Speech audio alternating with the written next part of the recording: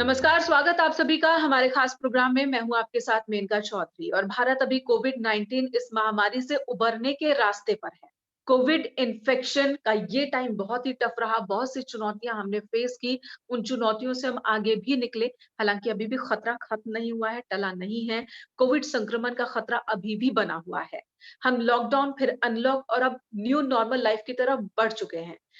ज़ाहिर सी बात है, यहाँ पर भी हमें और भी सतर्क रहने की ज़रूरत है, संयम की ज़रूरत है और किस तरह से जो गंभीर रूप से बीमार लोग हैं, जिनके लिए कहा जा रहा है कि ये जो कोविड-19 ये जो खतरा है, उनके लिए और भी ज़्यादा डरावने वाला है। तो वो अब क्या करें?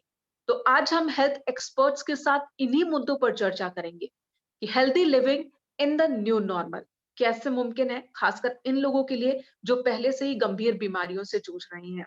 हमारे साथ जुड़े हैं डॉक्टर राजेश तिवारी जी, जो कि Indira Gandhi institute of medical sciences Patna में प्रोफेसर हैं और डिपार्टमेंट ऑफ यूरोलॉजी के एचओडी हैं। आपका हमारे कार्यक्रम में बहुत-बहुत स्वागत है, डॉक्टर राजेश जी। हमारे साथ जुड़े हैं डॉक्टर राजीव रंजन, जो कि महावीर आरोग्य संस्थान पटना में गैस्ट्रोएंटरोलॉजिस्ट हैं। आपका भी बहुत-बहुत स्वागत है हमारे कार्यक्रम में डॉक्टर राजीव रंजन जी। हमारे साथ इस प्रोग्राम का हिस्सा है डॉक्टर विकास सिंह, जो कि दक्ष हार्ट केयर पटना में कंसल्टेंट इंटरवेंशन कार्डियोलॉजिस्ट हैं। आपका भी बहुत-बहुत स्वागत है डॉक्टर विकास। और हमारे साथ प्रोग्राम का हिस्सा है डॉक्टर नीरज सिन्हा जी, जो कि पारस एचएमआरआई हॉस्पिटल पटना में कंसल्टेंट एंडोक्राइनोलॉजिस्ट हैं। आपका भी बहुत-बहुत स्वागत है डॉक्टर नीरज सिन्हा। और आप सभी के सामने मैं उन सवालों को रखने की कोशिश करूंगी जो कि गंभीर रूप से बीमार लोगों के ज़हन में इस वक़्त भी घूम रहे होंगे कोरोना काल में, कि उन्हें क्या करना चाहिए, क्या नहीं करना चाहिए। अगर वो गंभीर रूप से बीमार हैं और उस बीमारी के सिलसिले में वो हॉस्पिटल जाना चाहते हैं, तो कब जाने का फैसला लेना चाहिए और कितने वक़्त तक वो हॉस्पिटल को और टाल सकते हैं। तमाम वो सवाल जो आपके सामने रखूँगी और इन सवालों के जवाब की कोशिश, उम्मीद आप सभी से। डॉक्टर राजेश तिवारी जी, मेरा पहला सवाल आपसे ही है और सवाल ये है कि यूरोलॉजिकल प्रक्रिया से गुजरने से पहले एक मरीज को आरटी-पीसीआर जांच के अलावा और किस परीक्षण से गुजरना चाहिए? आरटी-पीसीआर तो गोल्ड स्टैंडर्ड है कोरोना टेस्ट के लिए। अगर आरटी-पीसीआर नेगेटिव है तो हम लोग प्रिज्यूम करते हैं कि वो पेशेंट कोरोना नेगेटिव है। ऑपरेशन की ये जांच 4 दिनों के अंदर का होना चाहिए। मेरे अस्पताल का यही प्रोटोकॉल है, लेकिन कुछ लोग इसको रिपीट भी करते हैं, 2 बार कराते हैं टू बी ओवर सर्टेन कि पेशेंट को कोरोना नेगेटिव है, पेशेंट को कोरोना नहीं है। कुछ अस्पताल ऐसे भी हैं, क्योंकि बहुत सी यूरोलॉजिकल ऑपरेशन तो रीजनल एनेस्थीसिया या लोकल एनेस्थीसिया में संभव है, लेकिन जहां जनरल एनेस्थीसिया की जरूरत पड़ती है, तो बहुत से अस्पताल का प्रोटोकॉल है कि वो सीटी चेस्ट या एक्सरे चेस्ट भी करा रहे हैं।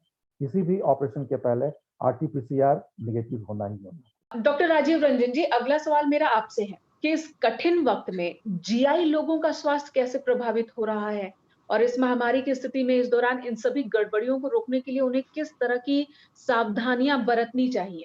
जीआई को कैसे इम्पैक्ट कर रहा है कोविड-19? एक है इनडायरेक्ट इम्पैक्ट और दूसरा है डायरेक्ट इम्पैक्ट।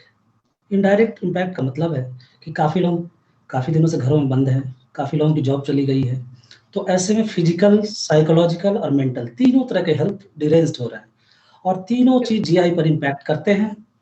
जैसे मेंटली ये हो रहा है कि लोगों को नींद नहीं आ रही है, टेंशन में है, डिप्रेशन में है, धड़कन की प्रॉब्लम हो रही है, घबराहट हो रही है। इन सभी चीज़ों के कारण भी जीआई पर इम्पैक्ट हो रहा है। जैसे आप देख लें, लोगों को मेरे क्लिनिक में देख रहा हूँ कि भूख नहीं लगने की समस्या आ रही है, कॉन्स्टिपेशन का प्रॉब्लम हो रहा है, हाइपर एसिडिटी हो रहा है। इसमें पेशेंट लेके आते हैं कि सीने में जलन हो रहा है सर, पेट में दर्द हो रहा है, पेट में जलन हो रहा है। और अगर खाना ना पचे तो डायरिया की भी प्रॉब्लम हो रही है। तो इन सभी चीज़ों के कारण ये इनडायरेक्ट इम्पैक्ट है, मेंटली लोग प्रॉब्लम हो रहा वो कारण है। और एक होता है डायरेक्ट इम्पैक्ट, किसी को कोविड-19 हो गया है तो भी प्रॉब्लम होता है, जैसे उसमें भी लॉस ऑफ एपेटाइट होता है, देखते हैं टेस्ट चला जाता है लोगों का, नौजिया होता है, मितली आने लगती है, वॉमिटिंग होता है, पेट में दर्द, diarrhoea, these are quite common, ये काफ़ी कॉमन चीज़ है। अब दूसरा पार्ट बोला आपने कि कैसे इसको प्रिवेंट किया जाए, तो मैं शॉर्ट में थोड़ा सा बोलूँगा। प्रिवेंट करने के लिए है कि आपको फिजिकल और मेंटल दोनों हेल्थ पर आपको ध्यान देना है। तो फिजिकली आप कैसे ध्यान देंगे? रेगुलर एक्सरसाइज कीजिए, बैलेंस डाइट लीजिए, हेल्दी लाइफस्टाइल कीजिए। तीसरी बात जो सभी लोग जानते हैं, कॉमन चीज़ है कि घर से जब भी बाहर निकलें, मास्क जरूर लगा कर निकलें, सोशल डिस्टेंसिंग का पालन करें, प्रॉपरली अपने आप को सैनिटाइज करें। तो इन सभी चीज़ों को जब आप करेंगे, तो आपको जीआई हेल्थ खुद ब खुद अच्छा रहेगा। डॉक्टर विकास के पास चलती हूँ। डॉक्टर विकास, जो लोग पहले से बीमार हैं, गंभीर रोगी जिन्हें कहते हैं, चाहे वो हृदय रोग हो, किडनी की बीमारी हो या डायबिटीज हो, तो उनमें कोविड का खतरा कहीं ज्यादा है कि वो बहुत जल्दी इसके चपेट में आ सकते हैं, और चपेट में आ गए तो उनका रिकवर करना थोड़ा मुश्किल होता है। तो इसकी वजह क्या है? कोविड के खतरे में क्या हृदय रोग वाले सबसे ज्यादा है? क्योंकि हार्ट से रिलेटेड जो इश्यूज हैं और जो पेशेंट है, उनमें इसे लेकर बहुत डर। ये बात बिल्कुल सही कही आपने कि जिन लोगों को पहले से कोई बीमारी रही है, उसमें किडनी की परेशानी हो या कैंसर की समस्या हो या सांस की दिक्कत हो या हृदय संबंधी बीमारी रही हो, वैसे लोगों का कोरोना संक्रमण का खतरा जरूर ज्यादा है। एक वजह तो है कि उनकी शरीर की जो लड़ने की शक्ति है वो पहले से कमजोर है, इस वजह से भी वैसे लोग प्रिडिस्पोज्ड है। बट मेरे ख्याल से केवल संक्रमण का खतरा डरने की बात नहीं, क्योंकि हम सब देख रहे हैं कि कोरोना से संक्रमित ज्यादातर लोग ठीक हो रहे हैं। ज्यादा बड़ी परेशानी है कि ऐसे लोगों में सीवियर कोविड या बीमारी आगे बढ़ने का खतरा ज्यादा होता है। तो इन लोगों में, चाहे हार्ट की बीमारी में अगर उनको हार्ट फेलियर की दिक्कत हुई है या हार्ट अटैक हो रखा है हाल फिलहाल के दिनों में, या कार्डियोमायोपैथी कहते हैं जिसमें हार्ट की मसल्स की शक्ति कमजोर पड़ जाती है, तो अगर हृदय संबंधी ऐसे लोग हैं तो इनका सीवियर कोविड का खतरा ज्यादा है। मतलब इनको हॉस्पिटलाइज होने की जरूरत ज्यादा पड़ेगी, हॉस्पिटल में भी इन्हें ऑक्सीजन की जरूरत ज्यादा पड़ सकती है, कई बार वेंटिलेटर्स की जरूरत पड़ती है, और इनकी जो ओवरऑल प्रोग्नोसिस होती है वो बाकी लोगों की तुलना में खराब होती है, इनके जान जाने का खतरा भी ज्यादा होता है। ठीक है, अगला सवाल डॉक्टर नीरज जी आपसे है, नीरज सिन्हा। मधुमेह, डायबिटीज की बात करें, डायबिटीज के जो पेशेंट है उनके लिए भी कोरोना जो है वो बहुत बड़ा काल है। तो ऐसे पेशेंट अपने घर पर कैसे मैनेज करें? सेल्फ मॉनिटरिंग का क्या रोल है? सेल्फ मॉनिटरिंग का मतलब हुआ खुद से शुगर को नापना और खुद से डायबिटीज के कॉम्प्लिकेशंस को समझना। तो self monitoring of blood glucose diabetes के इलाज में काफी महत्व रखता है।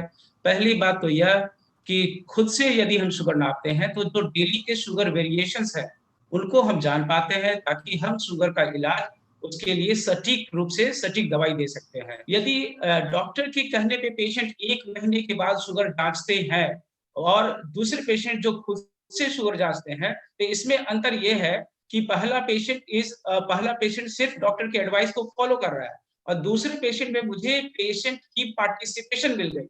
और जब पेशेंट पार्टिसिपेट करता है डायबिटीज के ट्रीटमेंट में, तो डायबिटीज की ट्रीटमेंट काफी आसान हो जाती है।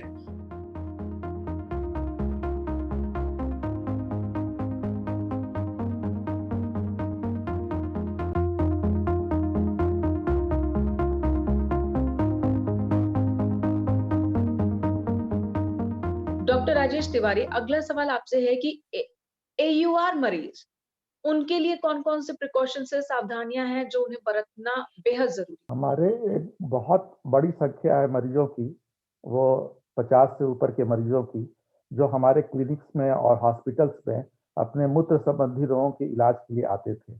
कोरोना पीरियड में उनका आना हम तक बहुत दिक्कत से भरा है। सवारियां चल नहीं रही हैं, इसलिए वो हम तक नहीं पहुंच पा रहे हैं। तो हम लोगों ने एक सुविधा स्टार्ट की थी टेलीमेडिसिन की, और वैसे वृद्ध लोग जिनको पेशाब संबंधी बीमारियां हैं, जैसे पेशाब रुक रुक कर होता है, पेशाब ठीक से सफाई से नहीं होता है, या मेरे बहुत से पुराने मरीज भी जो हम तक अब नहीं पहुंच पा रहे हैं और हमारे ट्रीटमेंट में थे मूत्र संबंधी रोगों के लिए, तो उन लोगों को हम लोग टेलीमेडिसिन के द्वारा दवाइयाँ बता रहे हैं, परहेज बता रहे हैं, और ये समझा रहे हैं कि उनको एक हेल्दी डाइट लेना है, एक्सरसाइज करना है, कॉन्स्टिपेशन को अवॉइड करना है। नहीं कि कॉन्स्टिपेशन होने से भी वो ऐसे मरीज जिनको पेशाब संबंधी रोग है वो रिटेंशन में जा सकते हैं। ठंड से बचना है, एक्सपोजर टू कोल्ड, अल्कोहल नहीं लेना है, तो पेशाब को बहुत ज़्यादा देर तक नहीं रोकना है, जब लगे तब वो करते चले जाएं। तो इस तरह से, और जो दवाइयाँ उनको बताई गई हैं पहले से वो खा रहे हैं, उसको कंटिन्यू करें। तो अगर अभी बंद कर देंगे किसी कारणवश, तो वो रिटेंशन में जा सकते हैं, और रिटेंशन में जाएंगे तो फिर उनको कैथेटर लगाना पड़ेगा। अगर पेशाब के मूत्र मार्ग से कैथेटर नहीं जाएगा तो फिर सुप्रापिक्सिस्टॉमी पेट से कैथेटर लगाना पड़ता है और पेशाब उतारना पड़ता है। तो इन सबों से अगर बचना है तो समुचित जो दवाई बताई गई थी उनको, प्रोस्टेट संबंधी medical management, alpha blockers, five alpha reductase inhibitors, तो ये सारी दवाओं को लेते रहनी है। जो नए मरीज कभी टेलीफोन से संपर्क करते हैं तो उनमें हम लोग ये जरूर जानना चाहते हैं कहीं उनको कैंसर तो नहीं है प्रोस्टेट का, तो एक ब्लड टेस्ट कराने को बताते हैं कि अपने जहाँ शहर में हो, गांव में हो, आसपास जहाँ भी जांच होता हो, तो अपना PSA टेस्ट करा के हमसे संपर्क करें। अगर PSA टेस्ट बढ़ा रहता है तब तक उनको जरूर बुलाता हूँ अस्पताल में कि हम लोग भी देखना चाहेंगे प्रोस्टेट को, रेक्टल एग्जामिनेशन करके फील करना चाहेंगे, और अगर जरूरत हो तो बायोप्सी भी करेंगे, क्योंकि कैंसर प्रोस्टेट के मरीज को रोका नहीं जा सकता। लेकिन जो नॉन कैंसरस लेकिन जो मरीज हॉस्पिटल से दूर हैं, प्रोस्टेट के जो मरीज हॉस्पिटल से दूर हैं, अपने उन पेशेंट को आप क्या कहेंगे? उन पेशेंट को यही बताते हैं जो जैसा उनका सिम्टम रहता है, सिम्टम बेस्ड ट्रीटमेंट बताता हूं मैं उनको कि अभी आप इसका सेवन करें, और जैसे ही वैक्सीन आ जाएगा या कुछ कोरोना कुछ रास्ते पर और आएगा और आने जाने की सुविधा बढ़ेगी, तब आप अपॉइंटमेंट लेकर आइए, अन्यथा यहाँ अस्पताल में भीड़ लगाने से फायदा नहीं है।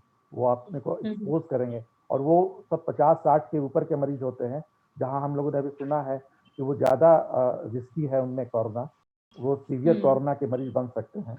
इसलिए उनको जितना ज़्यादा संभव हो घर में ही रहें, और टेलीफोन और टेली मेडिसिन का जो ब्रांच खुला है उसकी सहायता लें और उसके द्वारा अपना इलाज कराएं। डॉक्टर राजीव रंजन जी, अगला सवाल मेरा आपसे है कि तनावपूर्ण स्थिति में कोई व्यक्ति अच्छे GI स्वास्थ्य को कैसे बनाए रख सकता है? क्योंकि कई बार ऐसा होता है, हमें ये तो पता होता है कि हम किसी ना किसी वजह से मेंटल प्रेशर में है, तनाव में है, लेकिन उस तनाव से खुद को दूर कैसे रखना है ये नहीं समझ पाते हैं, या समझकर भी वो तरीका अपना नहीं पाते हैं। कैसे कोई हाइपर एसिडिटी या कॉन्स्टिपेशन, इस जो बीमारी है, इस समस्याओं के दुष्प्रभाव से बच सकता है? इसका जवाब मैं 2 तरीके से दूंगा। पहले ही मैं बता चुका हूँ कि GI हेल्थ को मेंटेन करने के लिए आपको खाने पर ध्यान देना है और आपको फिजिकल और मेंटल दोनों हेल्थ पर ध्यान देना है। तो खाने पर कैसे ध्यान रखें? देखिए, सबसे इम्पोर्टेंट चीज़ है कि थोड़े-थोड़े अंतराल पर आपको खाते रहना है कुछ न कुछ। खाने में हरी और पत्तेदार सब्जियों का खूब उपयोग करें। ये आपको कॉन्स्टिपेशन से आपको बचाने में काफ़ी उपयोगी होता है। विटामिन C युक्त फल का यूज़ करें। प्रोटीन की मात्रा खाने में खूब रखें। पानी पिएँ, अगर संभव हो तो गुनगुना पानी पिएँ, और तेल मसाला वाली चीज़ें जो है उनको कम खाएँ। शराब और तंबाकू से बिल्कुल ही बचें। और दूसरा पार्ट हुआ फिजिकल और मेंटल हेल्थ को कैसे इम्प्रूव किया जाए इस कोरोना काल में। तो उसके लिए सबसे इम्पोर्टेंट है कि रेगुलर रूटीन फॉलो करें और एक्सरसाइज करें, डेली करें। दूसरा बात है मेंटल रिलैक्सेशन। यहाँ मैं आपको रोकूंगी। एक सवाल इसी से जुड़ा हुआ, जब हम बात एक्सरसाइज की करते हैं तो जिम अब खुल गए हैं, लेकिन डर है लोगों के मन में कि जिम जाए या ना जाए, ये सवाल है। अगर ओपन जिम की बात करें, वहां भी जाए या ना जाए, ये सवाल है। तो वहां किस तरीके से जाए? क्योंकि बाहर अगर हम एयर की बात करें, एयर पॉल्यूशन की, वो भी इतना ज्यादा है कि बाहर अगर कोई एक्सरसाइज करने सुबह या शाम के वक्त जाता है तो वो ठीक होने के बजाय और बीमार ही होकर लौटेगा, जो स्थिति है एयर पॉल्यूशन की। देखिए, इम्पोर्टेंट है कि एक्सरसाइज करने के लिए आपको घर के बाहर ही जाना पड़े, कोई जरूरी नहीं है। आप योगा और मेडिटेशन करें, ये आपको मेंटल रिलैक्सेशन देगा। सबसे इम्पोर्टेंट तो ये हुआ। और sunshine and fresh air, this is quite important. गुनगुना धूप और ताजी हवा आपके लिए जरूरी है। ये घर में भी ले सकते हैं। अगर घर के बाहर जाना पड़े तो सोशल डिस्टेंसिंग का जो नॉर्म है, मास्क का यूज करना है वो करें, और भीड़ भाड़ी वाली जगह जाने से खुद को बचाएं। और सबसे इम्पोर्टेंट ये है कि आप जो चीज को एंजॉय करते हैं घर में करें ना। और अंत में मैं यही बोलूंगा कि अपने ऊपर आप उदार बने, बी काइंड टू योरसेल्फ। बच्चों के लिए एक सवाल आपसे जरूर रहेगा कि बच्चों के लिए भी अब पेरेंट्स के मन में यही है कि अगर हम अभी उनको फिजिकली एक्टिव नहीं करते हैं, घर से बाहर नहीं निकालते हैं, तो जब उन्हें बाहर निकलना पड़ेगा, अचानक से एक्सपोज होंगे तो उसके साइड इफेक्ट्स हो सकते हैं। तो बच्चों को किस तरह से बाहर निकालें? इसमें गार्जियन का रोल सबसे इम्पोर्टेंट हो जाता है। आपको बच्चों को बताना पड़ेगा कि कम से कम 2 गज दूरी बिल्कुल है जरूरी। तो ये चीज आपको बच्चों को पढ़ाना पड़ेगा। मास्क प्रॉपरली लगाना आपको बताना पड़ेगा उनको। घर से बाहर से जब आप घर में आए तो प्रॉपरली हैंड वॉशिंग कैसे किया जाता है ये आपको बताना पड़ेगा। तो ये सब चीज अगर आप बच्चों को बताएंगे, थोड़ा मिक्सअप भी होंगे दूरी से रख के, तो कोई दिक्कत मेरे हिसाब से नहीं होना चाहिए। डॉक्टर विकास, क्या कोविड के दौरान एंजियोप्लास्टी और दूसरी हार्ट सर्जरी रफ्तार पकड़ चुकी है? क्या सुरक्षित है ये सर्जरी? क्या एक को स्थगित करने पर भी विचार करना चाहिए? कार्डियोलॉजी में या फिर किसी और विभाग में जो प्रोसीजर्स हम करते हैं उसको मुख्यतः हम दो भागों में बांट सकते हैं। एक है लाइफ सेविंग प्रोसीजर्स, जो आप जान बचाने के लिए करते हैं मरीजों की, तो उनमें कभी कमी नहीं आई। हाँ, शुरुआत के कुछ दिनों में जब लॉकडाउन हुई थी तो लोगों को पता नहीं था कि कैसे बढ़ना है, तो मुश्किलें आ रही थी। बट आज के दिन में ज्यादातर अस्पताल ने अपनी एक प्रोटोकॉल बना रखी है कि ऐसे मरीजों को हमको कैसे टैकल करना है। और उसमें सारी कहानी यही है कि जब तक हर मरीज की आरटीपीसीआर रिपोर्ट नहीं है, हम लोग मान करके चलते हैं कि वो कोविड पॉजिटिव हो सकते हैं, और उसी तैयारी के साथ उनकी एंजियोप्लास्टी या अगर पेसमेकर की जरूरत है तो पेसमेकर का काम किया जा रहा है। कुछ प्रोसीजर्स जरूर ऐसे होते हैं जिनको हम मरीज की क्वालिटी ऑफ लाइफ इंप्रूव करने के लिए करते हैं, और उनमें उनको पोस्टपोन करना रादर बिल्कुल संभव है, और हम लोग करते भी रहे हैं इस बीच में। जैसे कोई मरीज है जिनको चलने के दौरान सीने में दर्द होता है, जिसको हम लोग एंजाइना कहते हैं, दवाइयों से पूरी तरह कंट्रोल अगर नहीं हो रहा, तो वैसे लोगों में भी हम एंजियोप्लास्टी करते हैं या स्टेंट लगाते हैं। बट इस बीमारी में जान का खतरा नहीं होता, और इस बात को मरीजों को बता करके कई बार दवाइयां ही बेहतर करके हम कुछ दिन उसको चलते रखते हैं, ताकि जब चीजें बेहतर हो मरीज को भी कॉन्फिडेंस आए, और हॉस्पिटल्स की भी स्थिति बेहतर हो, कोरोना मरीजों के भार से थोड़े मुक्त हो, तो वैसी सूरत में हम उनकी सर्जरी या उनकी एंजियोप्लास्टी या उनकी प्रोसीजर्स कर पाए। ठीक है डॉक्टर विकास, लेकिन अब मरीजों के दिमाग में एक सवाल ये आ रहा है कि और कितना इंतजार? वैक्सीन की बात जरूर हो रही है, लेकिन वैक्सीन कब देना शुरू हो, फिर उनका नंबर कब आए, वो कब तक इंतजार करें? कब उन्हें इस बात का फैसला लेना चाहिए कि अब इंतजार नहीं, हमें हॉस्पिटल जाना है? वो सिचुएशन क्या हो सकती है? देखिए, वैक्सीन का और बाकी चीजों का इंतजार मरीजों से ज्यादा सारे डॉक्टर्स भी कर रहे हैं। मेरे ख्याल से अगर उनको तकलीफ हो रही है तो बहुत ज्यादा चीजें टालें नहीं। टालने की एक सीमा होगी। अगर आपकी परेशानी दवाइयों के बावजूद बनी हुई है तो अपने नजदीकी अस्पताल जहां हार्ट की सुविधाएं उपलब्ध हैं जरूर मिलिए, और सारे हॉस्पिटल्स ने अपने ऐसे प्रोटोकॉल्स डेवलप कर लिए हैं कि आपको कोरोना का खतरा बिना बढ़ाए हुए आपकी चीजें ठीक की जाएंगी। एंजियोप्लास्टी की जरूरत है तो एंजियोप्लास्टी की जाएगी। डॉक्टर नीरज सिन्हा, अगर कोई डायबिटिक पेशेंट है, होम आइसोलेशन में है, तो उसे क्या कुछ और भी ज्यादा सख्ती के साथ कुछ केयर लेने की जरूरत है? उसके लिए क्या स्पेशल केयर टिप्स हो सकते हैं? यदि हम डायबिटीज पेशेंट होम आइसोलेशन में है, पहली बात तो यह है कि जो होम आइसोलेशन के नियम नॉर्मल पॉपुलेशन के लिए है वह तो लागू होता ही है कि वेल वेंटिलेटेड रूम हो, जो उनका केयर कर रहे हैं वो स्वस्थ व्यक्ति हो, और वह दो गज की दूरी मेंटेन कर रहे हो। और यदि हम सैनिटाइजर का इस्तेमाल करते हैं घर में, स्प्रे सैनिटाइजर, तो वह आग से दूर रहे। यह तो जनरल प्रिकॉशंस हो गए। डायबिटीज पेशेंट की बात करें तो इसमें दो बहुत महत्वपूर्ण बात है। पहली बात यह कि इन्फेक्शन के प्रेजेंस में यदि कोई इन्फेक्शन है, उस अवस्था में शुगर कंट्रोल थोड़ा सा डीरेंज होने के चांसेस हैं। इसलिए पेशेंट को, जैसे आपने पहले पूछा था, self monitoring of blood glucose करना चाहिए, और यदि शुगर कंट्रोल ठीक से नहीं आ रहा हो तो डॉक्टर से टेली कंसल्टेशन करके डोज को एडजस्ट कर सकते हैं, दवाइयों के डोज को एडजस्ट कर सकते हैं। दूसरी बात कि पेशेंट होम आइसोलेशन में है, बहुत बार अकेला ही रूम में रह रहा होगा, ऐसे कंडीशन में यदि शुगर फॉल होता है, यदि शुगर फॉल के लक्षण आते हैं तो शुगर फॉल के लक्षण को जानना होगा। यदि अचानक से चक्कर आने लगा, पसीना आने लगा, यदि पैर हाथ में झिनझिनी होने लगी, आंख के आगे अंधेरा छाने लगा, तो इसका मतलब यह शुगर फॉल के लक्षण है। इन लक्षण को पहचानना होगा। तुरंत यदि शुगर नाप सकते हैं तो नाप लें, अथवा तुरंत ग्लूकोज लेना चाहिए। इसलिए उस रूम में जो भी डायबिटीज के पेशेंट है, रूम में ग्लूकोज पाउडर, ग्लूकोज टैबलेट या चीनी होना आवश्यक है, और पेशेंट को यह समझना होगा कि हाइपोग्लाइसीमिया के क्या लक्षण हैं। बिल्कुल, मेरा अगला सवाल आपसे यही था कि कई बार पेशेंट, जैसे कि पूरी दुनिया में इस बात को लेकर चर्चा हो रही है कि जो पहले से ही गंभीर बीमारियों से ग्रसित है, कोरोना से हमें बचाना है। अगर उनमें कोरोना होता है तो हमने कई एग्जाम्पल देखे कि उसका रिजल्ट बहुत ही बुरा रहा। तो फिर भी ये समझने की लोगों को जरूरत है कि हर इंसान अलग है, हर की क्षमता अलग है। अगर कोई गंभीर रूप से बीमार है और वो कोरोना से संक्रमित हो जाता है, तब भी डरने की जरूरत नहीं है। पहली लड़ाई वहीं पर जीत सकते हैं जब हम मेंटली स्ट्रांग रहेंगे। जी हाँ, वही मैं बता रहा हूँ, metabolic parameters, psychiatric parameters and metabolic parameters, वो हमें ठीक रखना है। साइकियाट्रिक मेंटली स्ट्रांग चलना है, और हमें हाइपरटेंशन, डायबिटीज और जो मेटाबॉलिक डिसऑर्डर्स है जिसके कारण एंडोथेलियल इंजुरीज बढ़ जाती है, हाइपर इम्यून रिएक्शंस हो सकते हैं, उन्हें हमें संभाल के रखना है। और होम आइसोलेशन का एक और पर्पस यह है कि सुपर एडेड इन्फेक्शन ना आ जाए। जो कोरोना इन्फेक्शन है, इसके अलावा कोई और इन्फेक्शन ना आ जाए, इसलिए होम आइसोलेशन एक तरफ से पेशेंट के लिए मददगार जी है। डॉक्टर्स, फिलहाल कार्यक्रम में वक्त इतना है। बहुत बहुत धन्यवाद। आप लोगों ने बहुत ही साधारण और सरल शब्दों में समझाया कि हमारे जो पेशेंट हैं, गंभीर रूप से बीमार जो लोग हैं और जो कोविड-19 के संक्रमण से गुजर चुके हैं या उससे बचने की कोशिश में हैं, उन्हें क्या करना चाहिए, क्या नहीं करना चाहिए। जो एक बात जो आप सबने कही, वो ये कि सतर्क, संयम रखने की ज़रूरत है, सतर्क रहने की ज़रूरत है, लेकिन डरने की ज़रूरत नहीं है।